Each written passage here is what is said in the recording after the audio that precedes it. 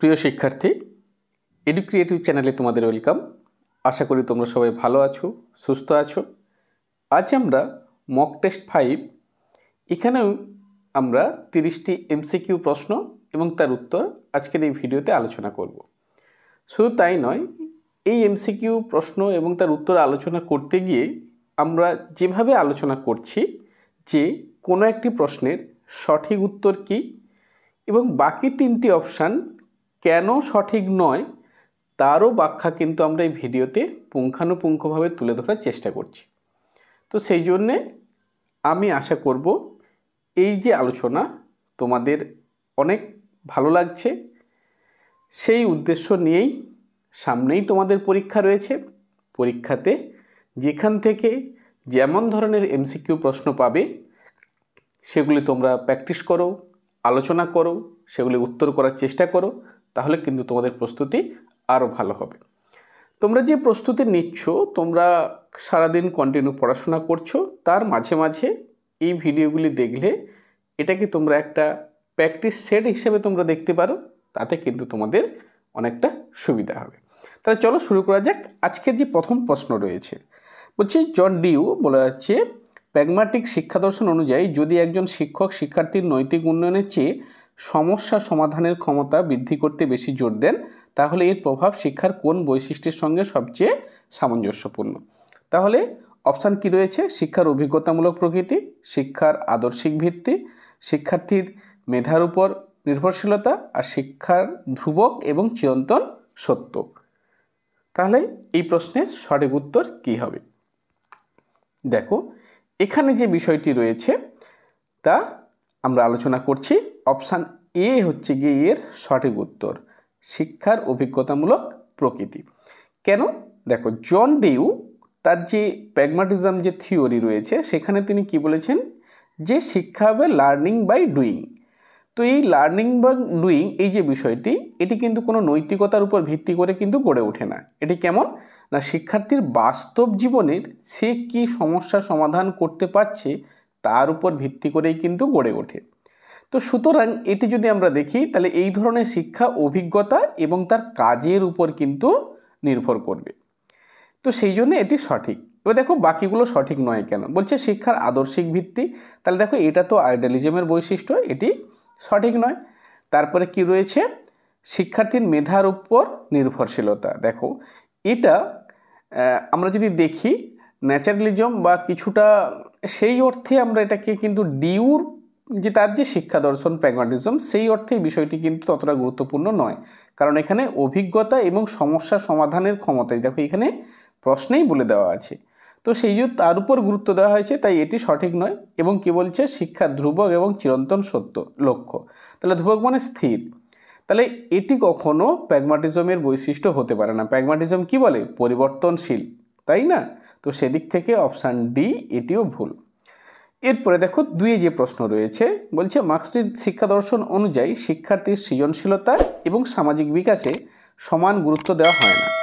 কোন পরিস্থিতিতে এটি শিক্ষার্থীর শিক্ষণ প্রক্রিয়াকে সীমিত করতে পারে? তাহলে কি বলা হয়েছে? মার্ক্সীয় শিক্ষা দর্শন অনুযায়ী বা মার্ক্সবাদ অনুযায়ী শিক্ষার সৃজনশীলতা শিক্ষার্থীর এবং সামাজিক বিকাশে সমান গুরুত্ব দেওয়া হয় না। কোন পরিস্থিতিতে শিক্ষার্থীর শিক্ষণ প্রক্রিয়াকে সীমিত করে? কি কি অপশান? এটি শিক্ষক শিক্ষার্থীর অভ্যন্তরীণ আগ্রহ অনুসারে পাঠ্যক্রম তৈরি করেন, শিক্ষার্থী শুধুমাত্র শ্রেণী পরিবর্তনের জন্য দক্ষতা অর্জন করে, শিক্ষার্থী শিক্ষকের সাথে মিথস্ক্রিয়ামূলক শিখন হয়, আর শিক্ষার্থী পরীক্ষা এবং মূল্যায়নের মাধ্যমে ফিডব্যাক পায়। তাহলে এই প্রশ্নের সঠিক উত্তর তাহলে কি হবে? অপশান বি, শিক্ষার্থী শুধু শ্রেণী পরিবর্তনের দক্ষতা অর্জন করে। দেখো, মার্ক্সবাদ এই যে শিক্ষা দর্শন, এরা মূলত কিন্তু শ্রেণী সংগ্রাম বা উৎপাদন কেন্দ্রিকতা ইত্যাদি বা শিক্ষা সমাজ পরিবর্তনের উপরে কিন্তু এরা জোর দিয়ে থাকে। তাহলে শিক্ষা যদি কেবলমাত্র সামাজিক শ্রেণী পরিবর্তনের দক্ষতার মধ্যেই সীমাবদ্ধ থাকে, তাহলে কি হবে? শিক্ষার্থীর সৃজনশীল এবং ব্যক্তিগত বিকাশ তাহলে কি সেখানে ব্যাহত হবে। তো সেই জন্যে তাহলে অপশান বি সঠিক। বাকিগুলো কেন সঠিক নয়? দেখো, বলছে শিক্ষক শিক্ষার্থীর অভ্যন্তরীণ আগ্রহ অনুসারে পাঠ্যক্রম তৈরি করেন। তাহলে দেখো এটি কিন্তু যদি আমরা দেখি তাহলে এটা একেবারে যদি আমরা চাইল্ড সেন্ট্রিক মানে যেটাকে আমরা বলতে পারি যে প্র্যাগম্যাটিস্ট ধারণা, এটি কিন্তু মার্ক্সিয়ান ধারণা সঙ্গে ম্যাচ খায় না। শিক্ষক শিক্ষার্থীর সাথে মিথস্ক্রিয়ামূলক শিক্ষণ হয়। তাহলে দেখো এই যে ইন্টারেক্টিভ লার্নিং যেটা, এটা শিক্ষণ প্রক্রিয়াকে কিন্তু উন্নত করে, এটাকে সীমিত করে না। তাহলে সেই অর্থে এটি ভুল।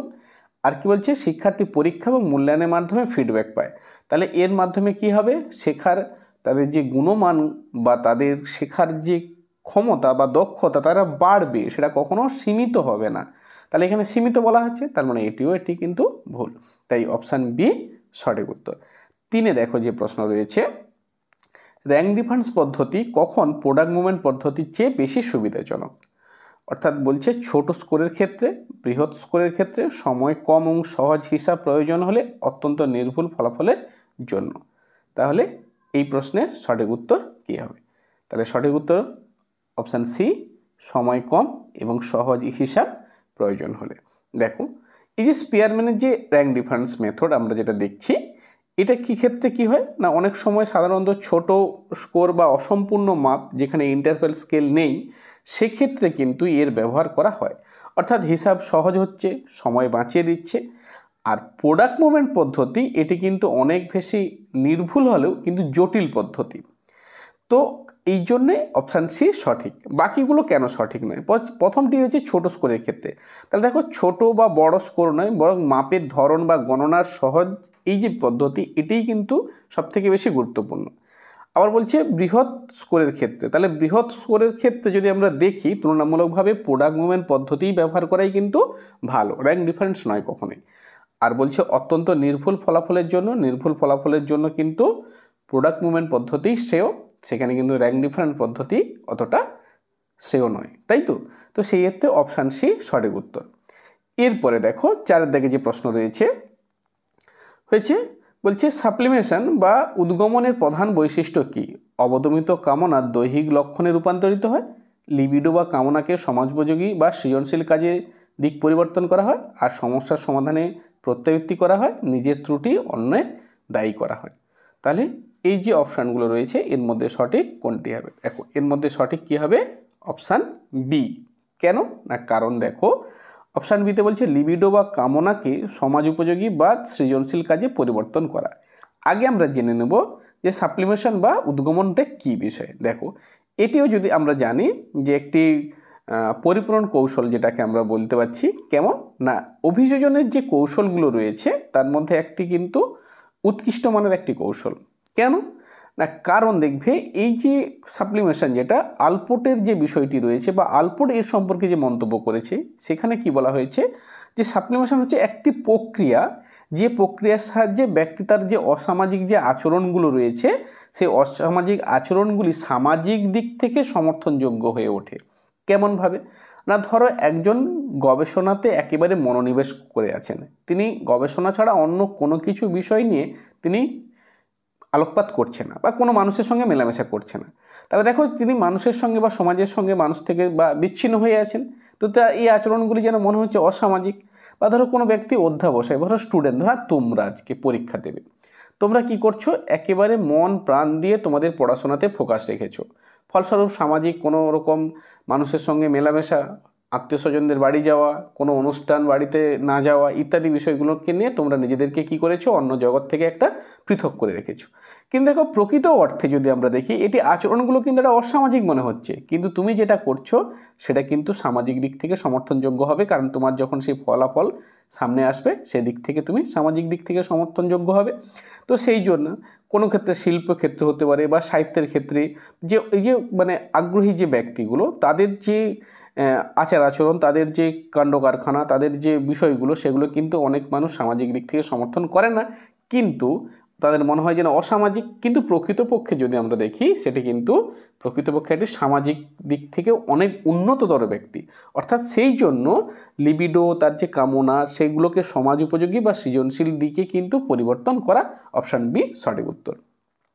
এরপরে দেখো আর বাকিগুলো কেন সঠিক নয়, এক এক করে দেখো। বলছে অবদমিত কামনা দৈহিক লক্ষণে রূপান্তরিত করা, তাহলে এটি কিন্তু সাপ্লিমেশন নয়, তাই তো? এবার কি বলছে সমস্যার সমাধানে প্রত্যাবৃত্তি করা, তাহলে এটা তো রিগ্রেশন, তাহলে এটিও সঠিক নয়। আর নিজের ত্রুটি অন্যকে দায়ী করে, এ তো প্রজেকশন, তাহলে এটিও সঠিক নয়। এরপরে দেখো পরে যে প্রশ্নটি রয়েছে 5 দাগে, ইন্টেলিজেন্ট টিউটরিং সিস্টেম ITS বা ইন্টেলিজেন্ট টিউটরিং সফটওয়্যারের মূল বৈশিষ্ট্য কী? বলছে কেবল প্রাসঙ্গিক বইয়ের লিঙ্ক দেখানো, শিক্ষার্থীর কাজ পর্যবেক্ষণ, ফিডব্যাক প্রদান ও দুর্বলতা চিহ্নিত করা, শিক্ষার্থীকে পরীক্ষা দেওয়ার জন্য তৈরি করা, আর শিক্ষকের বদলে সব শিক্ষামূলক কাজ সম্পাদন করা। তাহলে দেখো এই বিষয়টি কি, দেখো ইন্টেলিজেন্স টিউটরিং যে পদ্ধতি, এটি কিন্তু একটা কৃত্রিম বুদ্ধিযুক্ত একটা শিক্ষামূলক কিন্তু একটি সফটওয়্যার। তো এরা কি করে, এই সফটওয়্যার শিক্ষার্থীদের যে তারা যে কাজ করে সেই কাজের প্রতি তারা কিন্তু লক্ষ্য রাখছে বা নজর রাখছে, আর শুধু তাই নয়, প্রয়োজন হলে তারা কিন্তু ফিডব্যাকও কিন্তু দিয়ে থাকে, এবং কি দরকার মতো উত্তরের যে ইঙ্গিত সে বিষয়টিও কিন্তু এরা আলোকপাত করে। ফলে তারা কি হচ্ছে, দাঁড়াচ্ছে কি কেমনভাবে বিষয়টি, যে শিক্ষার্থীর যে কাজ তারা বিশ্লেষণ করছে, এবং সেই বিশ্লেষণ করে সেই কাজের বা ওই বিষয়ের ভালো এবং দুর্বলতার দিকগুলো তারা কিন্তু জানিয়ে দিচ্ছে। এ শুধু তাই নয়, আর কি কি করলে এই যে দুর্বলতাগুলো রয়েছে এগুলোকে দূর করা যাবে সেই বিষয়েও কিন্তু তারা আলোকপাত করে। তো সেই দিক থেকে যদি হয় তাহলে অপশান বি, শিক্ষার্থীর কাজ পর্যবেক্ষণ, ফিডব্যাক এবং দুর্বলতা চিহ্নিত করে হয়েছে। এরপরে বাকিগুলো কেন নয়, বলছে কেবলমাত্র প্রাসঙ্গিক বইয়ের লিঙ্ক দেখানো, তাহলে এটি কেবল তথ্য সরবরাহ করা, কিন্তু বাকি যে ফিডব্যাক দেওয়া, পর্যবেক্ষণ করা, এই যে বিষয়গুলো এটা কিন্তু সঠিক হচ্ছে না। তারপরে বলছে শিক্ষার্থীকে পরীক্ষা দেওয়ার জন্য তৈরি করা। দেখো পরীক্ষা দেওয়ার জন্য তৈরি করা যে বিষয়টি সেটি কখনোই কিন্তু প্রাসঙ্গিক হতে পারে না। কারণটা কি না, যখন একজন শিক্ষার্থী সার্বিক বিষয়গুলোকে বিবেচনা করা আর কেবলমাত্র শুধু পরীক্ষার জন্য তৈরি করা দুটো বিষয় সম্পূর্ণ আলাদা। আর কি বলছে, এটি তাহলে এটা পরীক্ষামুখী নয়, এটা কিন্তু শিক্ষণমুখী। আর শিক্ষকের বদলে সব শিক্ষামূলক কাজ সম্পাদন করা না, এটা কিন্তু তাই নয়। শিক্ষককে এখানে প্রতিস্থাপন করা হয় না, বরং শিক্ষককে এখানে কি করা হচ্ছে, গিয়ে সহায়কের ভূমিকা কিন্তু এটা পালন করা হয়। মানে এই যে আইটিএস এটি কিন্তু সহায়িকার ভূমিকা পালন করছে, কেমন গাইডের ভূমিকা পালন করছে। তাই শিক্ষকের বদলে শিক্ষামূলক কাজ করা তা কিন্তু নয়, মানে শিক্ষককে দূর করে দেওয়া, তাকে সরিয়ে দেওয়া ওখান থেকে, তার বিষয়টা কিন্তু নয়, বরং শিক্ষক থেকে তিনি এই সিস্টেমটাকে, এই সফটওয়্যারটাকে তিনি একটা সহায়কের ভূমিকা পালন করতে সাহায্য করছেন। চলো 6 যে প্রশ্ন রয়েছে, ওয়ার্ধা পরিকল্পনা এবং সার্জেন পরিকল্পনা, এদের মধ্যে মূল পার্থক্য কী? বলছে ওয়ার্ধা প্রাথমিক শিক্ষা, সার্জেন উচ্চশিক্ষা, ওয়ার্ধা ইংল্যান্ড কেন্দ্রিক, সার্জেন ভারতীয় শিক্ষা কেন্দ্রিক, আর ওয়ার্ধা স্বরাজ আন্দোলনের প্রভাব, সার্জেন যুদ্ধোত্তর পুনর্গঠন, ওয়ার্ধা প্রযুক্তি নির্ভর, সার্জেন শিল্প নির্ভর। তাহলে এই প্রশ্নের সঠিক উত্তর কী হবে? দেখো এই প্রশ্নের সঠিক উত্তর আমরা করছি অপশান সি, ওয়ার্ধা স্বরাজ আন্দোলনের প্রভাব এবং সার্জেন যুদ্ধোত্তর পুনর্গঠন। কেন না, কারণ দেখো ওয়ার্ধা যে স্কিম, যেটা আমরা জানি যে গান্ধীজি তিনি এই স্কিমের মানে আমরা তাদেরকে প্রবর্তক বলতে পারি, বা তিনি এই তার মস্তিষ্ক প্রসূত।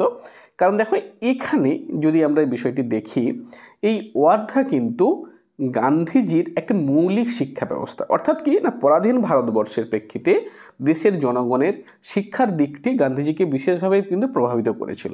তো সেই জন্য তিনি কি করলেন না, এমন এক ধরনের শিক্ষা পরিকল্পনা রচনা করলেন যেখানে দেশবাসীর চাহিদা পূরণ হবে, এবং সে তাই নয়, একে আমরা বুনিয়াদী শিক্ষা ব্যবস্থা, পরবর্তীকালে বা নৈতালিমী শিক্ষা ব্যবস্থা ইত্যাদি নামকরণের বিষয়গুলোকে আমরা করেছি, অর্থাৎ দেশের বুনিয়াদ তৈরি হবে, দেশের ভিত্তি তৈরি হবে এই বিষয়টি। তো এটা স্বরাজ আন্দোলনের উপরেই কিন্তু, অর্থাৎ স্বরাজ মানে এখানে আমরা দেখতে পাচ্ছি যে নিজেদের রাজ, কেমন। তো সেই দিক থেকে এই আন্দোলনের প্রভাবেই কিন্তু ওয়ার্ধা তৈরি হয়েছিল। আর সার্জেন এটা কিন্তু যুদ্ধোত্তর, এটা স্বাভাবিকভাবে যে 1944-এ তার যে রিপোর্ট প্রকাশ হয়েছিল সেখানে দ্বিতীয় বিশ্বযুদ্ধের পরবর্তী সময়ে ভারতবর্ষের শিক্ষার পুনর্গঠন সম্পর্কে বিষয়টি আলোচনা করা হয়েছে।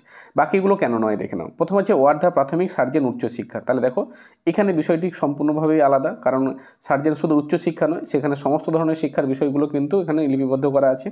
আর ওয়ার্ধা ইংল্যান্ড কেন্দ্রিক, সার্জেন ভারত কেন্দ্রিক, এটা ঠিক উল্টোটাই হবে, ওয়ার্ধা ভারত কেন্দ্রিক আর সার্জেন ইংল্যান্ড কেন্দ্রিক। আর কি বলছে, ওয়ার্ধা প্রযুক্তি নির্ভর, সার্জেন শিল্প নির্ভর না, এটা একেবারেই প্রাসঙ্গিক নয়, তাহলে এদিক ভুল। এরপর দেখো সাথে যে প্রশ্নটি রয়েছে আমাদের, গাইডেন্স কাউন্সেলিং, এর ক্ষেত্রে নন ডাইরেক্টিভ পদ্ধতির অপরিহার্য শর্তগুলি কী কী? বলছে পরীক্ষা ব্যাখ্যা, পরামর্শ প্ররোচনা, সহানুভূতি, নিঃশর্ত ইতিবাচক গ্রহণ আর সামঞ্জস্যতা, নির্ণয়, প্রেসক্রিপশন, ফলো আপ, কর্তৃত্ব, পরামর্শ, প্রেরণা। তাহলে এই প্রশ্নের সঠিক উত্তর কী হবে? তাহলে দেখো এই প্রশ্নের সঠিক উত্তর যদি আমরা দেখি যে নন ডাইরেক্টিভ, অর্থাৎ কার্ল রজার্সের যদি আমরা দেখি পার্সন সেন্টার কাউন্সেলিংকে আমরা নন ডাইরেক্টিভ পদ্ধতি যেটা আমরা হচ্ছে, তার 3টি কিন্তু অপরিহার্য শর্ত রয়েছে। সেখানে আমরা কী কী দেখতে পাই না, যেটাকে ইম্প্যাথি বা সহানুভূতি যেটাকে আমরা বলতেছি, আরেকটা হচ্ছে কি আনকন্ডিশনাল পজিটিভ রিওয়ার্ড, তার মানে নিঃশর্ত গ্রহণ করতে হবে, ইতিবাচক দৃষ্টিভঙ্গি সেখানে নিতে হবে। আর যেটা হচ্ছে গিয়ে সামঞ্জস্যপূর্ণ বা সততার বিষয়টি এখানে উল্লেখ করতে হবে। এবার দেখো বাকিগুলো কেন নয়, বলছে পরীক্ষা ব্যাখ্যা বা পরামর্শ প্ররোচনা, এগুলি কিন্তু ডাইরেক্টিভ পদ্ধতির কিন্তু বৈশিষ্ট্য। তারপরে কি বলছে নির্ণয় প্রেসক্রিপশন ফলো আপ, তাহলে এখানে এটা একটা প্রেসক্রিপশন ফলো আপ, এদিক থেকে যদি আমরা দেখি এটা একটা চিকিৎসার ক্ষেত্রে বিষয়টি কিন্তু একটা মডেল হিসেবে কাজ করবে, নন ডাইরেক্টিভের কাউন্সেলিং বা গাইডেন্সের ক্ষেত্রে এই বিষয়টি ততটা তাৎপর্যপূর্ণ হবে না। এরপরে দেখো কি রয়েছে কর্তৃত্ব পরামর্শ প্রেরণা। দেখো এগুলো যদি আমরা দেখি, এগুলো মানে কর্তৃত্ব পরামর্শ, কর্তৃত্ব যে বিষয়টি এটা একটা যেন মনে হচ্ছে কি অথরিটি কাজ করছে বিষয়টা, তো সেই অর্থে এটি কিন্তু নয়, কারণ এটা অথরিটি বেসড ডাইরেক্টিভ একটা পদ্ধতি যেন মনে হচ্ছে, সো সেই অর্থে এটিকে সঠিক বলে আমরা মেনে নেব না। এরপরে 8 যে প্রশ্নটি রয়েছে দেখো বলছে আধুনিক শিক্ষাবিজ্ঞানে প্যাভলভের ক্লাসিক্যাল কন্ডিশনিং সরাসরি কোন শিক্ষণ পরিস্থিতিতে সবচেয়ে কার্যকর? কী কী রয়েছে? নৈতিক শিক্ষণ, সৃজনশীল লেখা শেখাতে, গণিত সমস্যার সমাধান, আবেগীয় প্রতিক্রিয়া এবং ভয় দূরীকরণে, যেমন ফোবিয়া থেরাপি। তাহলে এই প্রশ্নের সঠিক উত্তর কী হবে? তাহলে দেখো এই প্রশ্নের সঠিক উত্তর আমরা করছি, তাহলে সঠিক উত্তর হবে অপশান ডি, আবেগীয় প্রতিক্রিয়া এবং ভয় দূরীকরণে আমরা এটাকে ব্যবহার করতে পারি।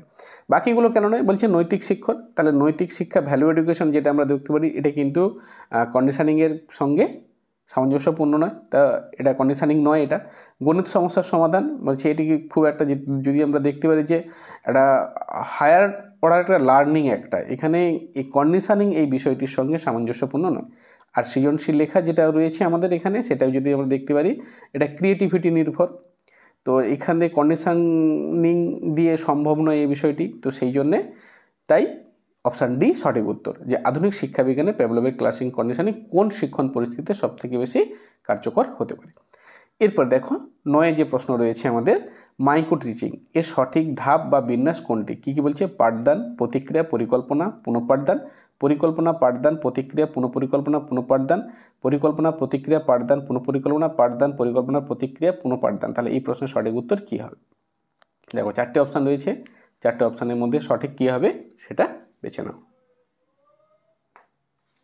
তাহলে আমরা এবার করছি উত্তর অপশান বি, পরিকল্পনা, পাঠদান, প্রতিক্রিয়া, পুনঃপরিকল্পনা, পুনঃপাঠদান। কেন না? দেখো মাইক্রো টিচিং যদি আমরা দেখি, যেটি অ্যালেন এবং রায়ানের 1960 যে একটা শিক্ষকদের জন্য ক্ষুদ্র আকারে শিক্ষণ অনুশীলনের কথা বলেছিল, তার কিন্তু একটা ধাপ রয়েছে বা কতগুলো স্টেজ রয়েছে। কেমন না? প্রথমেই আসবে পরিকল্পনা, তারপরে কেমন হবে টিচিং বা পাঠদান প্রক্রিয়া, তারপরে ফিডব্যাক প্রক্রিয়া, তারপরে হচ্ছে গিয়ে রিপ্ল্যানিং বা পুনঃপরিকল্পনা, তারপরে আবার রিটিচিং হবে।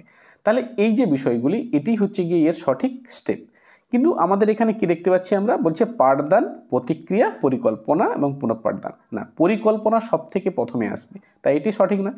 সিতে বলা হয়েছে কি পরিকল্পনা, প্রতিক্রিয়া, পাঠদান, দেখো পাঠদান আগে, তার আগেই কি প্রতিক্রিয়া আসতে পারে পাঠদানের আগে? তা এটি নয়, তাই এটি ভুল।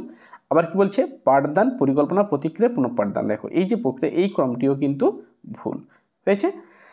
এরপরে দেখো 10 যে প্রশ্ন রয়েছে সেটি আমরা এবার দেখব। দেখো 10 যে প্রশ্ন রয়েছে বলছে কোন কমিশন স্নাতক স্তরে পাঠ্যক্রমে শিক্ষা বা এডুকেশনকে একটি পাঠ্য বিষয় হিসেবে অন্তর্ভুক্ত করার পরামর্শ দেন? তাহলে বলছে কলকাতা বিশ্ববিদ্যালয় কমিশন বা স্যাডলার কমিশন, সার্জেন্ট কমিশন, প্রথম ভারতীয় শিক্ষা কমিশন বা হান্টার কমিশন, আর মুদালার কমিশন বা মাধ্যমিক শিক্ষা কমিশন। তাহলে এই প্রশ্নের সঠিক উত্তর কী হবে? তাহলে এই প্রশ্নের সঠিক উত্তর কিন্তু অপশান এ, কলকাতা বিশ্ববিদ্যালয় কমিশন বা স্যাডলার কমিশন। এরাই কিন্তু প্রথম স্নাতক স্তরে আমরা যদি দেখি যে পাঠ্যক্রমে শিক্ষাকে একটি পাঠ্য বিষয় হিসেবে কিন্তু অন্তর্ভুক্ত করার একটা পরামর্শ কিন্তু দিয়েছিল। তো কিভাবে? কারণ এখানে যদি তোমরা কমিশনের রিপোর্ট বা সুপারিশগুলো ঠিকঠাকভাবে যদি বোঝার চেষ্টা করো, তাহলে কিন্তু তখন এই বিষয়গুলো পাবে। এরপরে দেখো 11 প্রশ্ন, অ্যান্ডিস সফটওয়্যার মূলত কোন বিষয়ে ব্যবহার করা হয়? ভাষা, ইতিহাস, গণিত, পদার্থবিদ্যা। তাহলে এই প্রশ্নের সঠিক উত্তর কী হবে? তাহলে দেখো, তাহলে আমরা করছি এই প্রশ্নের সঠিক উত্তর অপশান ডি, পদার্থবিদ্যা। তাহলে দেখো অ্যান্ডিস ফিজিক্স টিউটর এর নামই এইভাবেই তৈরি করা হয়েছে। এটি কিন্তু একটা ইন্টেলিজেন্ট টিউটরিং সিস্টেম, যেটা একটু আগে আমরা আলোচনা করেছিলাম প্রশ্নে, যেটা আইটিএস, যেগুলো কলেজে পদার্থবিদ্যা শেখানোর জন্য কিন্তু এই বিষয়টি কিন্তু ব্যবহার করা হয় বা এই সফটওয়্যারটি। গণিতের জন্য না, গণিতের জন্য আমরা এই সফটওয়্যার এক এক করে আমরা দেখে নিই। ভাষা শিক্ষা প্রথমে যেটা রয়েছে, তাহলে ভাষা শিক্ষার জন্য কিন্তু এই সফটওয়্যার কিন্তু ব্যবহার করা হয় না। তো সেখানে আমাদের যদি আমরা দেখি, সেখানে কিন্তু ROSETTA হয়েছে স্টোন জাতীয় সফটওয়্যার ব্যবহার করা হয়। হয়েছে রোসেটা স্টোন জাতীয় সফটওয়্যার কিন্তু ভাষা শিক্ষার ক্ষেত্রে আমরা ব্যবহার করি। ইতিহাসের ক্ষেত্রে কিন্তু গণিত আছে, তাহলে গণিতের ক্ষেত্রে যদি আমরা দেখি বিষয়টি, সেখানে কিন্তু অ্যালেক্স বলে একটি সফটওয়্যার বা যেটাকে আমরা ম্যাথ ব্লাস্টার জাতীয় একটা সফটওয়্যার কিন্তু ব্যবহার করা হয়। ALEKS, এগুলো মনে রাখবে, এগুলো কিন্তু পরীক্ষাতে আসতে পারে মাল্টিমিডিয়ার এর থেকে। তাহলে এই অ্যালেক্স বা যেটাকে ম্যাথ ব্লাস্টার জাতীয় সফটওয়্যার কিন্তু ব্যবহার করা হয়। আর যেটি রয়েছে ইতিহাসের জন্য কিন্তু আমরা মাল্টিমিডিয়া বিভিন্ন রকমের টুলস ব্যবহার করা হয়। তো এই যে অপশানগুলো রয়েছে, প্রত্যেকটি অপশানের জন্য কোন কোন সফটওয়্যার ব্যবহার করা হয় সেটি আমি তোমাদের সামনে তুলে ধরলাম। এটা কিন্তু মনে রাখবে, এগুলো পরবর্তীকালে পরীক্ষাতে প্রশ্ন আকারে আসতেই পারে, বা এই সংক্রান্ত কোনো কিছু বিষয় পরীক্ষাতে প্রশ্ন আকারে এলে তার উত্তর যাতে ঠিকঠাকভাবে করতে পারো, অবশ্যই এটাকে মনে রাখার চেষ্টা করো। এরপরে দেখো 12তে যে প্রশ্ন রয়েছে, বলছে পেথোলজি প্রবর্তিত সিলেবারিজের অর্থ কী? বলছে কাঠিন্য অনুযায়ী বিষয়কে ছোটো ছোটো অংশে ভাগ করে শিশুর সামনে পরিবেশন করা, সমগ্র বিষয়কে উপস্থাপন করা, বড় বড় অংশে বিষয়কে ভাগ করে উপস্থাপন করা, আর তুলনামূলকভাবে বিষয়কে উপস্থাপন করা। তাহলে এই প্রশ্নের সঠিক উত্তর কী হবে? তাহলে সঠিক উত্তর কী হবে? অপশান এ, কাঠিন্য অনুযায়ী বিষয়কে ছোটো ছোটো অংশে ভাগ করে শিশুর সামনে পরিবেশন করা। কারণটা কি না, পেথোলজি তার যে শিশু কেন্দ্রিক শিক্ষা ব্যবস্থায় তিনি বিশ্বাসী ছিলেন। তিনি মনে করেছিলেন যে কি সিলেবাসকে এমনভাবে সাজাতে হবে বিষয়কে, যেখানে বিষয়বস্তুগুলোকে ছোটো ছোটো অংশে ভেঙে শিশুদের সামনে শিশুদের মতো করে উপযোগী করে উপস্থাপন করতে হবে। আর কি বলছি, সমগ্র বিষয়কে উপস্থাপন, তাহলে এটি শিশু কেন্দ্রিক শিক্ষা সম্পূর্ণ বিপরীত। আর বড় বড় অংশে বিষয়কে ভাগ করে উপস্থাপন, তাহলে দেখো বড় বড় অংশে যদি আমরা দেখি তাহলে এটিও কিন্তু ঠিকঠাক বিষয় নয়। তার মানে বড় বড় বিষয় হলে শিশুর ক্ষেত্রে সেটা কি অনুপযোগী হয়ে যাবে। আর তুলনামূলক বিষয়কে উপস্থাপন, তাহলে পেথোলজি কিন্তু তুলনামূলক বিষয়ের কথাই কিন্তু বলেননি, তো সেই অর্থে এটি সঠিক না। এরপরে 13তে আমরা দেখো কি বলা রয়েছে, কন্টিনিউয়াস কম্প্রিহেনসিভ ইভলিউশন সিসিই শুধুমাত্র সাবমেটিভ অ্যাসেসমেন্টের উপরে নির্ভরশীল। আর কি বলছে, এটি শিক্ষার্থীর সম্পূর্ণ বিকাশকে গুরুত্ব দেয় না। বলছে এ আর দুটোই সত্য এবং আর এর সঠিক ব্যাখ্যা, এ সত্য আর মিথ্যা, এ মিথ্যা আর সত্য, এ আর দুটোই মিথ্যা। তাহলে এই প্রশ্নের সঠিক উত্তর কী হবে? দেখো উত্তর করছি আমরা, তাহলে এই প্রশ্নের সঠিক উত্তর হবে অপশান ডি, এ আর দুটোই মিথ্যা। কেন না, দেখো আমরা বলছি যে সিসি শুধুমাত্র সাবমেটিভ অ্যাসেসমেন্টের উপর নির্ভরশীল বলা হয়েছে না। সিসি তাহলে কন্টিনিউয়াস কম্প্রিহেনসিভ ইভলিউশনকে আমরা সেখানে কি দেখতে পাচ্ছি, ফর্মেটিভ প্লাস সাবমেটিভ। তার মানে এটি শুধু সাবমেটিভের উপর নির্ভরশীল, এই বিষয়টি সঠিক নয়। আর কি বলছে, এটি শিক্ষার্থীর সম্পূর্ণ বিকাশকে গুরুত্ব দেয় না। না দেখো, এখানে কিন্তু শিক্ষার্থীর সম্পূর্ণ বিকাশে কিন্তু জোর দেওয়া হয়। এখানে কি কি বিষয় থাকে, শিক্ষাগত দিক থাকে, প্লাস কো এডুকেশান থাকে অর্থাৎ সহশিক্ষা থাকে, প্লাস মেন্টাল বিকাশের জন্য সমস্ত কিছু বা মানসিক বিকাশের জন্য সমস্ত কিছু বিষয় থাকে। তাই একে আমরা সঠিক বলবো না, এটিও কিন্তু ভুল। তাই অপশান ডি, এ আর দুটোই মিথ্যা। এরপরে দেখো খুব সুন্দর একটি প্রশ্ন তোমরা দেখতে পাবে, NEP 2020 অনুযায়ী ন্যাশনাল মিশন অন বলছে ফাউন্ডেশনাল লিটারেসি অ্যান্ড নাম্বারেসি এ কোন নামে এটিকে পরিচিত? নিপুণ ভারত, সমগ্র বিদ্যালয়, শিক্ষা অভিযান আর প্রগতি ভারত। তাহলে এই প্রশ্নের সঠিক উত্তর কী হবে? দেখো NEP 2020 থেকে কিন্তু পরীক্ষাতে তোমাদের প্রশ্ন আসতেই পারে, তোমরা কিন্তু বিষয়টি মাথার মধ্যে রাখবে, অতএব এটি ভালো করে করার চেষ্টা করবে। কেমন হবে দেখে নাও।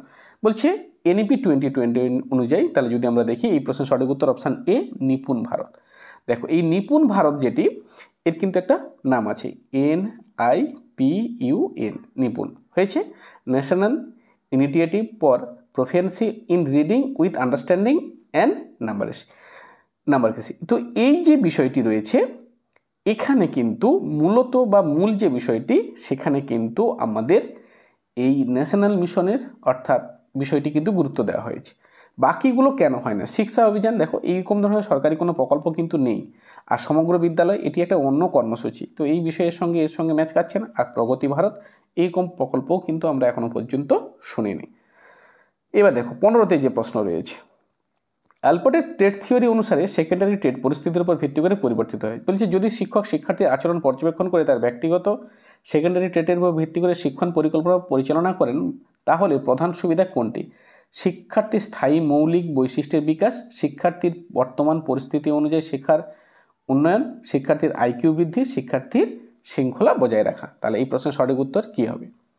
দেখো উত্তর করছি আমরা অপশান বি, শিক্ষার্থীর বর্তমান পরিস্থিতি অনুযায়ী শেখার অভিজ্ঞতা। তাহলে দেখো আলপোর্ট 3 ধরনের ট্রেডের কথা বলেছেন, কার্ডিনাল, সেন্ট্রাল আর সেকেন্ডারি। কার্ডিনাল ট্রেডে আমরা কি দেখতে পাই না, ব্যক্তির যে মূল বৈশিষ্ট্যগুলো রয়েছে, সেন্ট্রালে আমরা কি দেখতে পাচ্ছি, স্থায়ী বৈশিষ্ট্যগুলো রয়েছে, আর সেকেন্ডারিতে পরিস্থিতি নির্ভর বৈশিষ্ট্যের কথা বলা হয়েছে। তাহলে দেখো শিক্ষণ যদি সেকেন্ডারি স্টেট অনুযায়ী হয়, ট্রেড অনুযায়ী হয়, তাহলে কিন্তু শিক্ষার্থী কী হবে, পরিস্থিতি অনুযায়ী তার শেখার সর্বোচ্চ সুযোগ পেয়ে যাবে। তাই শিক্ষার্থীর বর্তমান পরিস্থিতি অনুযায়ী শেখার অভিজ্ঞতা উন্নয়ন ঘটবে। কিন্তু বাকিগুলো কেন নয়, বলছে স্থায়ী বৈশিষ্ট্য, মৌলিক বৈশিষ্ট্যের প্রকাশ, তাহলে এটা কিন্তু কার্ডিনাল মানে কি বলা যেতে পারে, সেন্ট্রাল বা কার্ডিনাল স্টেটের জন্য কিন্তু এই বিষয়টি প্রযোজ্য। তাই এখানে ক্ষেত্রে না আইকিউ বৃদ্ধি, তাহলে আইকিউ কিন্তু কি ট্রেড বেস কি, তা তো নয়, তাহলে সেটা হবে না। এটা আইকিউ যেটাকে আমরা জানি যে কগনিটিভ অ্যাবিলিটি, এটা একটা জ্ঞানমূলক একটা দক্ষতা, তো সেই অর্থে এটি সঠিক নয়। আর শিক্ষার্থীর শৃঙ্খলা বজায় রাখা, এটা ডিসিপ্লিন ট্রেড বেস শিক্ষার মূল লক্ষ্য নয়, এখানে আমাদের শৃঙ্খলা এই বিষয়টি, তাই অপশান বি সঠিক। এরপর দেখো 16তে যে প্রশ্ন রয়েছে আমাদের সামনে, কি রয়েছে, প্রকৃতিবাদ, প্রয়োগবাদ, মার্ক্সবাদ আর ওয়ার্ধা পরিকল্পনা। প্রকৃতিবাদে আমরা এখানে কি দেখতে পাচ্ছি, অপশানগুলো দেখে দিই, কার্যভিত্তিক শিক্ষা, শিশু স্বাধীনতা, শ্রেণীবিহীন সমাজ আর করে শেখা বা লার্নিং বাই ডুইং। তাহলে এক এক করে আমরা মেলাই। প্রকৃতিবাদ কী হবে, তাহলে শিশুর স্বাধীনতা, অপশান বি। প্রয়োগবাদ তাহলে কী হবে, করে শেখা অর্থাৎ কি লার্নিং বাই ডুইং। মার্ক্সবাদ কী হবে, শ্রেণীবিহীন সমাজ। আর ওয়ার্ধা পরিকল্পনা কার্যভিত্তিক শিক্ষা।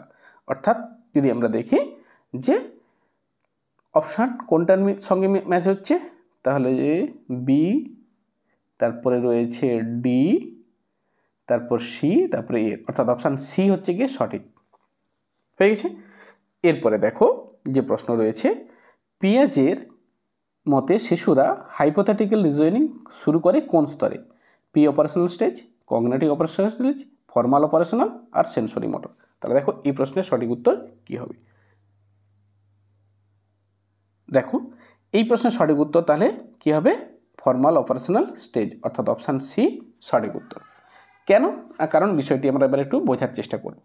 দেখো এখানে যদি আমরা দেখি, তাহলে ফর্মাল অপারেশন স্টেজে কিন্তু এখানে ইফ বা দেন এই বিষয়টি কিন্তু খুব গুরুত্বপূর্ণ।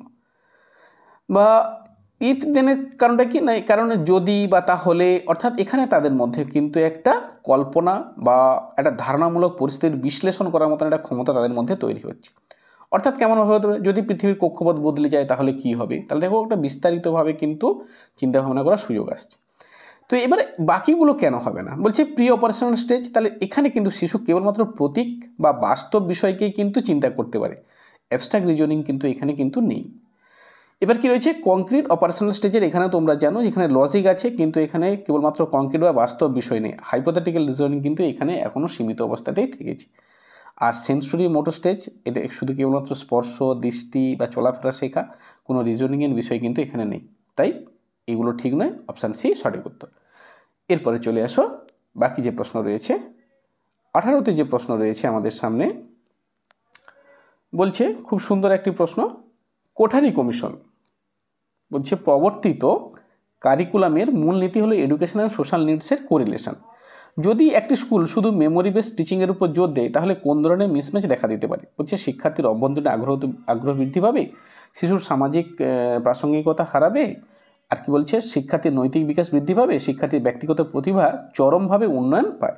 তাহলে এই প্রশ্নের সঠিক উত্তর কী হবে, তাহলে দেখো এই প্রশ্নের আমরা সঠিক উত্তর করছি, তাহলে সঠিক উত্তর কী হবে, শিক্ষার সামাজিক প্রাসঙ্গিকতা হারিয়ে যাবে। কেন না, কারণ এখানে বলা হচ্ছে যে education and social needs correlation, তাহলে শিক্ষার সঙ্গে সামাজিক সম্পর্কের একটা গভীর সংযোগ রয়েছে।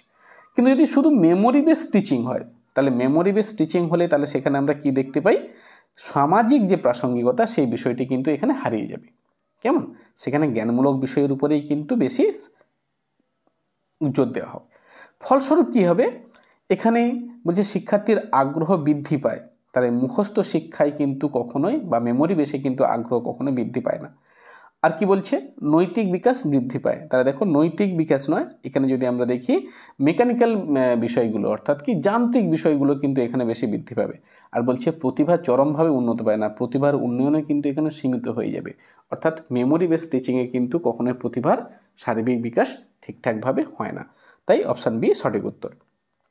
এরপরে দেখো 19 একটি প্রশ্ন আছে, ইমোশনাল ইন্টেলিজেন্স মূলত কোন দুই প্রকার বুদ্ধিমত্তার সমন্বয়ে গঠিত বলে মনে করা হয়।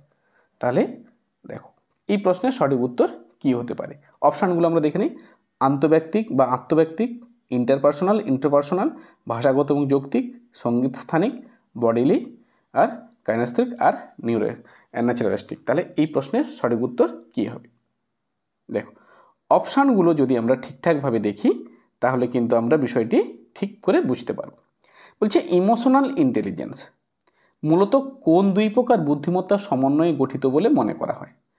তাহলে দেখো ড্যানিয়েল জে গোলেম্যান তিনি কি করেছেন 1995 সালে ইমোশনাল ইন্টেলিজেন্সের একটি তত্ত্ব বা থিওরি তিনি উপস্থাপন করেছেন। তাহলে প্রথম যে বিষয়টি আমাদেরকে মনে রাখতে হবে যে ইমোশনাল ইন্টেলিজেন্স অর্থাৎ ইআই সমান কখনো আইকিউ নয়। অর্থাৎ ইআই মানে কি না অন্যের আবেগকে বোঝা, নিজের আবেগকে বোঝা প্লাস আবেগকে নিয়ন্ত্রণ করা, তিনটি বিষয় কিন্তু এখানে গুরুত্বপূর্ণ। তাহলে কি কি বিষয়? তাহলে প্রথমত হচ্ছে নিজের আবেগ বোঝা প্লাস অন্যের আবেগ বোঝা প্লাস আবেগকে নিয়ন্ত্রণ করা, ইমোশনকে নিয়ন্ত্রণ করা। তাহলে এখানে যদি আমরা দেখি, দেখো এটি মূলত কিন্তু আমরা কি দেখতে পাচ্ছি যে গার্নারের যে মাল্টিপল ইন্টেলিজেন্সের কিন্তু দুটি অংশের কথা এখানে আমরা দেখতে পাচ্ছি, আন্তঃব্যক্তিক এবং আত্মব্যক্তিক যে বিষয়টি এখানে কিন্তু রয়েছে, অর্থাৎ অপশান এ সঠিক। কেন না দেখো ইন্টারপার্সোনাল যদি আমরা দেখি সেখানেও কিন্তু আমরা কি দেখতে পাবো যে ইন্টারপার্সোনালের ক্ষেত্রে যদি বিষয়টি এরকম হয় অন্যের আবেগ মনোভাব বোঝার কিন্তু একটা ক্ষমতা রয়েছে। এবার ইন্টারপার্সোনালি কিন্তু নিজের আবেগ, নিজের অনুভূতি, নিজের চিন্তা বোঝার মতো একটা ক্ষমতা রয়েছে। তাহলে এই দুটি বিষয়ের সঙ্গে তাহলে অপশান এ হচ্ছে গিয়ে সঠিক হচ্ছে। এবার হচ্ছে গিয়ে দেখো বাকি যেগুলো রয়েছে ভাষাগত বা যৌক্তিক যে বিষয়টি, তাহলে এইগুলো কিন্তু গার্নারের অন্যান্য বুদ্ধিমত্তা, এগুলো কিন্তু ইআই নয়। আবার সঙ্গীত বা স্থানিক এখানেও কিন্তু যদি আমরা দেখি এটাও কিন্তু একটা সৃজনশীল শিল্প সংক্রান্ত একটা বুদ্ধিমত্তা, এটাও কিন্তু ইআই নয়। আবার কি বলছে এটা কিন্তু শারীরিক যে বা প্রকৃতি সংক্রান্ত যে বুদ্ধিমত্তা এটাও কিন্তু ইআই এর অংশ নয়। তাই অপশান এ হচ্ছে গিয়ে সঠিক উত্তর। এরপরে দেখো পরের যে প্রশ্ন, নাল কারিকুলাম বলতে কি বোঝায়? লিখিত পাঠ্যক্রম, কার্যকর পাঠ্যক্রম, যে বিষয়টি পড়ানো হয় না, লুকায়িত পাঠ্যক্রম। তাহলে এই প্রশ্নের সঠিক উত্তর কী হবে? তাহলে দেখো নাল পাঠ্যক্রম, দেখো এই পাঠ্যক্রমের বিষয়টা কিন্তু খুব গুরুত্বপূর্ণ। এই ধরনের প্রশ্ন কিন্তু তোমরা পরীক্ষাতে পাবে, কারণ হচ্ছে গিয়ে কি না কারিকুলাম থেকে একটি প্রশ্ন কিন্তু তোমাদের সামনে কিন্তু উপস্থাপন হবেই হবে। তাহলে দেখো কি দেখে নাও কী কী আছে, লিখিত পাঠ্যক্রম, কার্যকর, যে বিষয় পড়ানো হয় না, লুকায়িত। তাহলে এই প্রশ্নের সঠিক উত্তর কী হবে? অপশান সি, যে বিষয় পড়ানো হয় না। কারণটা কি না, কারণ দেখো নাল পাঠ্যক্রম বলতে আমরা সেটাই বুঝি যা পাঠ্যক্রমে অন্তর্ভুক্ত নয় প্লাস কি যা শেখানো হয় না বা যার সঙ্গে শিক্ষার্থীর কোনো পরিচিতি হয় না। তো সেই অর্থে তাহলে এটি সঠিক। আর লিখিত পাঠ্যক্রম তো সেখানে তো রয়েইছে। কার্যকর পাঠ্যক্রম যদি আমরা দেখি তাহলে এটা বাস্তবায়িত কারিকুলাম, যেটাকে আমরা দেখতেই পাচ্ছি। আর হিডেন কারিকুলাম মানে যে বিষয়টি রয়েছে সে তো লুকায়িত অবস্থায় আছে, কিন্তু সেটা বাস্তবের ক্ষেত্রে পরিচিতি ঘটছে। তাহলে অপশান সি হচ্ছে গিয়ে সঠিক উত্তর। এরপরে দেখো যেটা রয়েছে 21-এ, ডিউর মতে ডেমোক্রেসি ইন এডুকেশন মানে কি? বলছে ছাত্র সংসদ, শিক্ষকের কর্তৃত্ব, গ্রন্থের উপর সেন্সরশিপ আর সমবায় ভিত্তিক জীবনযাপন। তাহলে দেখো এই প্রশ্নের সঠিক উত্তর কী হবে? তাহলে দেখো কি হতে পারে আমরা একটু দেখে নিই। তাহলে অপশান ডি, সমবায় ভিত্তিক জীবনযাপন বা কোঅপারেটিভ লিভিং। কেন এই প্রশ্নটি সঠিক হবে? না দেখো যদি আমরা এক এক করে মিলিয়ে আমরা একটু দেখে নিই তাহলে আমরা এই প্রশ্নের সঠিক উত্তর পেয়ে। ছাত্র সংসদ, তাহলে দেখো এটি ডেমোক্রেসির একটি প্রয়োগ হতে পারে, কিন্তু ডিউর যে মূল ধারণা সেটা শুধুমাত্র ছাত্র সংসদের মধ্যেই সীমিত থাকতে পারে না। শিক্ষকের কর্তৃত্ব, তাহলে দেখো শিক্ষকের কর্তৃত্ব গেলে ডিউর পদ্ধতিতে শিক্ষক কিন্তু গাইড, তিনি কিন্তু কর্তৃত্ব প্রকাশ করেন না বা দেখান না। আর গ্রন্থের উপর সেন্সরশিপ, এটা যদি আমরা দেখি তাহলে ডিউ বরাবর কিন্তু স্বাধীন চিন্তা এবং বিকাশের পক্ষপাতী। সেন্সরশিপ কখনো ডেমোক্রেসির কিন্তু পক্ষপাতিত্ব বা মূল নয়। কেমন? তো সেই দিক থেকে যদি আমরা দেখি তাহলে সমবায় ভিত্তিক, অর্থাৎ কি শিশুরা সামাজিক এবং নাগরিক যে দায়িত্ববোধ তাদের মধ্যে রয়েছে একসাথে জীবনযাপন করতে তারা শিখবে। তাই অপশান ডি সঠিক উত্তর। 22-এর দিকে রয়েছে, বলছে স্ক্যাফোল্ডিং শব্দটি ভাইগস্কি এবং জোন অফ প্রক্সিমাল ডেভেলপমেন্টের সঙ্গে যুক্ত, এটি শিক্ষক বা সহপাঠীর অস্থায়িত্ব বোঝায়। তাহলে এই প্রশ্নের সঠিক উত্তর কী হবে? দেখো আগে আমাদেরকে একটু বুঝে নেই। তাহলে জোন অফ প্রক্সিমাল ডেভেলপমেন্ট, যেটাকে আমরা জেডপিডি বলি, আমরা জানি মোটামুটি জেডপিডি কি না, শিশুর হচ্ছে সেই স্তর যেখানে সহায়তার সাথে কাজ করতে পারে কিন্তু একা করতে পারছে না। আর স্ক্যাফোল্ডিং মানে কি না, সেই অস্থায়ী সহায়তা যা শিক্ষক বা সহপাঠীর মাধ্যমে আসবে যাতে প্রতিটি শিশু স্বাধীনভাবে কাজ করতে শিখবে। তাহলে কি বলছে, এ আর উভয় দুটোই সত্য এবং সঠিক ব্যাখ্যা, এ সত্য আর মিথ্যা, এ মিথ্যা আর সত্য, উভয় মিথ্যা। তাহলে এখানে আমাদের কি দেখবো আমরা যদি দেখি তাহলে এই প্রশ্নের সঠিক উত্তর কি হবে? দেখো এই প্রশ্নের সঠিক উত্তর কিন্তু আমাদের ক্ষেত্রে স্বাভাবিকভাবে আমরা এই প্রশ্নের সঠিক উত্তর কী হবে? অপশান এতে, অর্থাৎ এ এবং আর দুটোই সত্য এবং সঠিক ব্যাখ্যা। তাহলে এই জন্যে সঠিক ব্যাখ্যা, কারণটা কি, স্ক্যাফোল্ডিং জেডপিডির সঙ্গে যুক্ত, এটিও সঠিক। আর কি বলছে, এটি শিক্ষক বা শিক্ষার্থীর সহপাঠীর সহায়তা করে, তাহলে এটিও তার সঠিক। তাহলে এ আর দুটোই সত্য এবং সঠিক ব্যাখ্যা। এরপরে দেখো, ভারতে পাশ্চাত্য শিক্ষার বিষয়বস্তু সম্পর্কে পাশ্চাত্যবাদীদের অভিমত কী ছিল? বলছে প্রাচ্য দর্শন পাশ্চাত্য দর্শনের জ্ঞান, পাশ্চাত্য বিজ্ঞানের জ্ঞান, বিজ্ঞানের জ্ঞান, প্রাচ্য বিজ্ঞান পাশ্চাত্য বিজ্ঞানের জ্ঞান। তাহলে দেখো, এটা স্বাভাবিকভাবে একেবারে বিষয়টি আমাদের বোধগম্যতার মধ্যেই রয়েছে। পাশ্চাত্যবাদীদের অভিমত, তাহলে অবশ্যই পাশ্চাত্য বিজ্ঞানের জ্ঞান এই বিষয়টির উপরেই তারা বেশি করে জোর দেবে, তো সেটাই হচ্ছে গিয়ে স্বাভাবিক বিষয়। এরপরে দেখো যে প্রশ্ন রয়েছে, প্রাথমিক শিক্ষার সর্বজনীকরণ, যেটাকে আমরা ইউনিভার্সালাইজেশন অফ এলিমেন্টারি এডুকেশন বলছি, ইউই, তিনটি মূল স্তম্ভ কোনগুলো? অ্যাক্সেস স্থায়িত্ব গুণমান, ভর্তি বই শিক্ষক, অ্যাক্সেস ভাষা পাঠ্যক্রম, স্থায়িত্ব নম্বর সনদপত্র যেটাকে আমরা বলতে পারি বা সার্টিফিকেট যেটাকে আমরা বলতে পারছি। তাহলে এই প্রশ্নের সঠিক উত্তর কী হবে? তাহলে দেখো, এই প্রশ্নের সঠিক উত্তর তাহলে কী হবে? অপশান এ হবে। তাহলে দেখো, অ্যাক্সেস, স্থায়িত্ব এবং গুণমান, এটি হচ্ছে গিয়ে সঠিক উত্তর। অর্থাৎ কি না, যদি আমরা দেখি তাহলে অ্যাক্সেস মানে হচ্ছে কি না, সার্বিকভাবে সমস্ত ছাত্রছাত্রীকে বিদ্যালয়ের মধ্যে ভর্তি করতে হবে। আর স্থায়িত্ব মানে তাদেরকে রিটেনশন অর্থাৎ তাদেরকে ধরে রাখতে হবে, কোনো ড্রপ আউট যাতে না হয়, এবং শিক্ষার গুণগত মানের উপর কিন্তু যথেষ্টভাবে জোর দেওয়া হয়েছে। তাহলে দেখো, এই যে বিষয়টি রয়েছে, এই বিষয়টি কিন্তু আমাদের যদি প্রাথমিক শিক্ষার ক্ষেত্রে দেখি, তাহলে প্রাথমিক শিক্ষার ক্ষেত্রে কিন্তু বিষয়টি কিন্তু খুবই গুরুত্বপূর্ণ। কারণটা কি না, কারণ দেখো, এখানে যদি আমরা প্রাথমিক শিক্ষার ক্ষেত্রে অর্থাৎ সমস্ত শিশুদেরকে ভর্তি করতে হবে, তাদেরকে ধরে রাখতে হবে এবং তাদের গুণগত মানের শিক্ষা প্রদান করতে হবে, আর বাকিগুলো কিন্তু কোনোভাবেই ঠিকঠাকভাবে আমাদের সর্বজনীন প্রাথমিক শিক্ষার ক্ষেত্রে কিন্তু স্তম্ভ হিসেবে কিন্তু ম্যাচ করছে না। এরপরে দেখো 25 যে প্রশ্ন রয়েছে, বলছে বাইপোলার ডিসঅর্ডার টাইপ 1 টাইপ 2 এর মধ্যে মৌলিক পার্থক্য কী? টাইপ 1-এ হাইপোমেনিয়া থাকে, টাইপ 2-তে মেনিয়া থাকে, টাইপ 1-এ মেনিয়া থাকে, টাইপ 2-তে হাইপোমেনিয়া থাকে। বলছে টাইপ 1 শুধুমাত্র, এটা মাত্র হবে নারীদের জন্য, আর টাইপ 2 পুরুষের জন্য। টাইপ 1 সর্বদা সাইকোসিসদের রূপান্তরিত হয়। তাহলে এই প্রশ্নের সঠিক উত্তর খোঁজার চেষ্টা করো। তাহলে দেখো, কী হতে পারে এই প্রশ্নের সঠিক উত্তর? না, বিষয়গুলো আমরা একটু আগে বুঝে নেই, তারপরে আমরা সঠিক উত্তরগুলো করার চেষ্টা করব। দেখো কি রয়েছে, টাইপ 1-এ হাইপ আর টাইপ 2 এই বিষয়টি আগে আমরা একটু দেখে নেই। দেখো, টাইপ 1-এর বৈশিষ্ট্যগুলো এইরকম হবে, যেখানে আমরা একেবারে মেনিয়া বিষয়গুলো থাকছে। বলছে অতিরিক্ত উচ্চ মনোভাব হবে, তার মধ্যে শক্তি বৃদ্ধি হতে পারে, কম ঘুমের প্রয়োজন হতে পারে ইত্যাদি ঝুঁকিপূর্ণ আচরণ এর মধ্যে দেখা দিতে পারে। তাহলে এটা মূলত হাইপোমেনিয়ার সাধারণ বৈশিষ্ট্য প্রধান নয় বিষয়গুলো। আর টাইপ 2-তে যদি আমরা দেখি, তাহলে সেখানে কিন্তু মূলত আমরা যে হাইপোমেনিয়া প্লাস তার সঙ্গে যে মেজর যে ডিপ্রেসিভ যে বিষয়গুলো রয়েছে, সেগুলো কিন্তু এর মধ্যে গুরুত্ব পেয়ে থাকে। তাহলে এখানে ক্ষেত্রে আমরা যদি দেখি, তাহলে এখানে মেনিয়ার তুলনায় টাইপ 2-তে হালকা উত্তেজনা বা উচ্চ মনোভাব হতে পারে, কর্মক্ষমতা কিছুটা বৃদ্ধি পেতে পারে, সামাজিক বা পেশাগত জীবনে মারাত্মকভাবে কোনো বিঘ্নিত হবে না, এই সমস্ত বিষয়গুলো বা আচরণগুলো আমরা এখানে দেখতে পাই। তো এবারে আমরা দেখে নেব যে কোন কোন অপশানটা সঠিক এবং কোন অপশানটা ভুল, আমরা সেটা আবার দেখব। তাহলে অপশান কোনটা হবে? অপশান বি, টাইপ 1-এ মেনিয়া আর টাইপ 2-তে হাইপোমেনিয়া থাকে। কেন না, কারণ এবার একটু আমরা দেখে নিই। বলছে টাইপ 1 হাইপোমেনিয়া, টাইপ 2, তাহলে এটা সম্পূর্ণ বিপরীত বিষয় হয়ে গেছে, তাই এটা ভুল। আচ্ছা, শুধুমাত্র নারীদের পুরুষদের, তাহলে দেখো এইরকমভাবে নারী পুরুষ লিঙ্গের সঙ্গে কখনো সম্পর্কিত হতে পারে, তাই এটি ভুল। টাইপ 1 সর্বদা সাইকোসিস এ রূপান্তরিত হয়। তাহলে দেখো, এইখানে যদি আমরা যে বিষয়টি সর্বদা সাইকোসিসে রূপান্তরিত হবে, তা এই বিষয়টি কিন্তু ঠিকঠাকভাবে হচ্ছে না। 26 যে প্রশ্ন রয়েছে, প্রাথমিক গোষ্ঠী গৌণ গোষ্ঠীর মধ্যে পার্থক্য হলো প্রাথমিক গোষ্ঠীর সদস্যরা পরস্পর প্রত্যক্ষ সম্পর্কে আবদ্ধ থাকে, আর গৌণ গোষ্ঠীর সদস্যরা পরস্পর কী বলছে পরোক্ষ সম্পর্কে আবদ্ধ।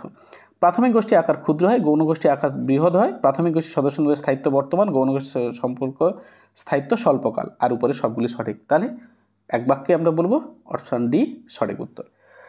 এরপরে দেখো 27 বলছে টি স্কোর বন্টনকে শুধুমাত্র ধনাত্মক বলা হয় কেন? শূন্য বিন্দুটি সর্বদা বাম প্রান্তে থাকে, গড় সবসময় ঋণাত্মক হয়, জেড স্কোর সবসময় ধনাত্মক থাকে, শতকরা স্থানাঙ্ক ঋণাত্মক হয় না। তাহলে এই প্রশ্নের সঠিক উত্তর কী হবে?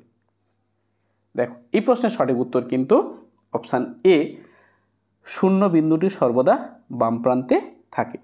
তাহলে টি স্কোরের ফর্মুলা আমরা কি জানি, যে 50 + 10 জেড। তাহলে দেখো জেড নেগেটিভ হতে পারে, কিন্তু টি সবসময় শূন্যের উপরে থাকে, হয়েছে, কখনো নেগেটিভ হয় না, তাই টি ডিস্ট্রিবিউশনকে সবসময় আমরা কী পজিটিভ অনলি বলছি। এবার দেখো বাকি অপশানগুলো কেন ভুল সেটা আমাদেরকে এবার একটু আমরা দেখব। দেখো আগে আমরা দেখে নিই যে শূন্যবিন্দুটি বাম প্রান্তে থাকে, কারণটা কি না, কারণ এটি আসলে এই বিষয়টি আমাদের কাছে ইঙ্গিত করছে যে কি, যে স্কেলটি এমনভাবে তৈরি করা হয়েছে যেখানে শূন্য স্কোর বাম প্রান্তে পড়ছে, আর কি হয়েছে, প্রকাশ্য যে সমস্ত স্কোরগুলো সেগুলো কিন্তু ধনাত্মক হচ্ছে। অর্থাৎ এখানে এই যে বিষয়গুলো রয়েছে, বাকি যে বিষয়গুলো রয়েছে, বলছে মিন সবসময় ঋণাত্মক হচ্ছে। কারণটা কি না, বা গড়, কারণ টি স্কোরের ক্ষেত্রে আমরা মিন 50, তাই এখানে আমরা কিন্তু ধনাত্মক আমরা দেখতে পাচ্ছি, তাই ঋণাত্মক বিষয়টি কিন্তু নয়। জেড স্কোর সবসময় ধনাত্মক থাকে না, ভুল, জেড স্কোর কিন্তু নেগেটিভও হতে পারে, তাই এটি ভুল। আর শতকরা স্থানাঙ্ক ঋণাত্মক হয় না। তাহলে দেখো পার্সেন্টাইল র্যাঙ্কের সঙ্গে কিন্তু আমাদের টি স্কোরের সংজ্ঞার সেরকমভাবে সম্পর্কিত বিষয় কিন্তু আমরা খুঁজে পাচ্ছি না, তাই এটি সঠিক না। এরপরে 28 যে প্রশ্নটি রয়েছে, দেখো বলছে কোয়ার্টাইল ডিভিয়েশন সম্পর্কে কিউডি সমান Q3 মাইনাস Q1/2, এটা 2 কিন্তু এটা হয়েছে। আর কিউডি প্রান্তীয় মান দ্বারা প্রভাবিত হয় না, কিউডি বন্টনের মাঝের 50% স্কোরের ছড়ানো প্রকাশ করায়, আর কিউডি গড় নির্ণয়ের জন্য ব্যবহার করা হয়। তাহলে সত্য মিথ্যা আমাদেরকে যাচাই করতে হবে। দেখো এই প্রশ্নের সঠিক উত্তর আমরা এবার কী করবো, অপশানগুলো আমরা দেখে নিই। বলছে 1, 2, 3 সত্য, 4 মিথ্যা, 1 আর 4 সত্য, আর 2 আর 3 মিথ্যা, 2, 3 মিথ্যা, 1, 4 সত্য, আর সব সত্য। তাহলে এই প্রশ্নের সঠিক উত্তর কী হবে, তাহলে দেখো এবারে, তাহলে এক এক করে আমরা একটু এর ব্যাখ্যা করতে চেষ্টা করি। বলছে কি কিউডি, কিউডিতে প্রথম কথা কী বলা হয়েছে, যে Q3 মাইনাস Q1 ভাজিত বা ডিভাইডেড 2, তাহলে এটি সঠিক। আচ্ছা, বলছে কিউডি প্রান্তীয় মান দ্বারা প্রভাবিত হয় না, তাহলে যদি আমরা দেখি এটিও সত্য। কারণটা কি না, শুধু মধ্যবর্তী 50% ডাটা থেকেই কিন্তু আমরা এই বিষয়টিকে দেখে থাকি। আর কি বলছে কিউডি বন্টনে মাঝের 50% স্কোরে ছড়ানো প্রকাশ করে, তাহলে এটিও কিন্তু সঠিক। আর কি বলছে কিউডি গড় নির্ণয়ের জন্য ব্যবহার করা হয়, তাহলে দেখো কিউডি কিন্তু গড় নির্ণয়ের জন্য ব্যবহার করা হয় না, কারণ এটা সেন্ট্রাল টেন্ডেন্সি নয়, তাহলে এটি ভুল। তাহলে 1, 2, 3 সত্য, 4 মিথ্যা, অপশান এ সঠিক উত্তর। এরপরে দেখো 29 যে প্রশ্নটি রয়েছে সেখানে আমরা কি দেখতে পাচ্ছি, বলছি যে কি ভ্যারিয়েন্স ও এসডির সম্পর্ক কি। বলছে ভ্যারিয়েন্স সমান √SD, ভ্যারিয়েন্স সমান মিন ইন্টু এসডি, এসডি সমান √ ভ্যারিয়েন্স, আর ভ্যারিয়েন্স সমান SD² প্লাস মিন। তাহলে এই প্রশ্নের সঠিক উত্তর কী হবে, তাহলে দেখো আমরা এবারে বিচার করার চেষ্টা করি। দেখো বলছে ভ্যারিয়েন্স, তাহলে ভ্যারিয়েন্স সেখানে আমরা কি দেখতে পাচ্ছি, সঠিক উত্তরটা আগে জেনে নেই আমাদের, অর্থাৎ SD সমান √ ভ্যারিয়েন্স, অপশান সি সঠিক উত্তর। কেন না, দেখো এক এক করে আমরা ভ্যারিয়েন্স √SD যদি আমরা দেখি, তাহলে এটা ঠিক উল্টোটা রয়েছে, সূত্র যা হওয়ার কথা তার ঠিক উল্টো রয়েছে, তাই এটি ভুল। আচ্ছা, ভ্যারিয়েন্স মিন ইন্টু SD, তাহলে এমন ধরনের কোনো গাণিতিক সূত্র তো আছে বলে মনে হচ্ছে না, তাই এটি ভুল। আর কি বলছে ভ্যারিয়েন্স SD² প্লাস মিন, তাহলে এখানে মিনের সঙ্গে কিন্তু কোনো যোগসূত্র নেই, তাই এটি ভুল। এবং সবশেষ যে প্রশ্ন, কোন সমাজবিজ্ঞানী বলেছেন প্রাইমারি গোষ্ঠী হলো সেই গোষ্ঠী যা ব্যক্তির চরিত্র এবং সামাজিকরণে গভীরভাবে প্রভাব ফেলে। কে কে রয়েছে, বলছে অগস্ত কোত, আর কি Herbert Spencer, max ভেবার, Charles H কুলি। তাহলে এই প্রশ্নের সঠিক উত্তর কে হবে, তাহলে উত্তর করছি আমরা, সঠিক উত্তর অপশান ডি, চার্লস এইচ কুলি। তাহলে দেখো যে কুলি তার যে প্রাইমারি গ্রুপের যে ধারণা দেয়, সেখানে তিনি পরিবার, পিয়ার গ্রুপ প্রভৃতি ব্যক্তির চরিত্র, মনস্তত্ত্ব, সামাজিকরণের উপর কিন্তু গভীরভাবে যে প্রভাব ফেলে তা কিন্তু তিনি করে দেখিয়েছেন। অগাস্ট কোট তিনি সমাজবিজ্ঞানের জনক, কিন্তু প্রাইমারি গ্রুপের কোনো বিষয় নিয়ে তিনি কিন্তু আলোকপাত সেভাবে করেননি। হার্বার্ট স্পেন্সার তিনি কিন্তু সামাজিক জৈবিক বিষয় নিয়েই বেশি গুরুত্ব দিয়েছেন, প্রাইমারি বা সেকেন্ডারি বিষয়টি ধারণা নয়। আর ম্যাক্স যেটাকে আমরা বলতে পারি ওয়েবার বা যে এই বিষয়টি কিন্তু তিনি কিন্তু সামাজিক যে ধরন বা সামাজিক ক্রিয়া এবং তার সঙ্গে আদর্শের যে ধরন সেই বিষয়টির উপর তত্ত্ব দেন, প্রাইমারি গ্রুপের উপর নন, তাই অপশান ডি সঠিক উত্তর। তাহলে এই ছিল 30টি গুরুত্বপূর্ণ প্রশ্ন এবং উত্তর। আশা করি তোমাদের যে প্রস্তুতি তোমরা নিচ্ছ তাতে কিন্তু এই প্রশ্ন উত্তরগুলি তোমাদেরকে যথেষ্ট হেল্প করবে।